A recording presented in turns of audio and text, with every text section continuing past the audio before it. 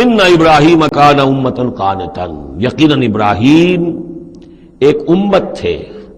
اب یہ لفظ امت سمجھ لیجئے، اما یا امو کا جو اصل مفہوم ہے وہ قصد کرنا ہے۔ اب یہ امت وقت کے لیے بھی آتا ہے، بعد امت وذکر بعد امت، سورہ یوسف میں ہم نے پڑھا ہے، وہ شخص جو ساقی تھا بادشاہ کا بھول گیا تھا، ایک مدت کے بعد اسے یاد آ گیا۔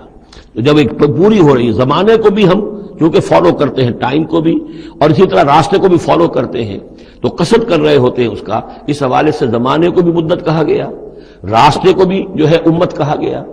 پھر امت وہ بھی ہے کہ جو ہم مقصد لوگ ہیں، میرا بھی مقصد وہی ہے، آپ کا بھی وہی ہے، مسلمانوں کو جمع کرنے والا وہ مقصد ہے، کذالک جعلناکم امۃ وسطا لتکونوا شہداء علی الناس، تو یہ امت ہے۔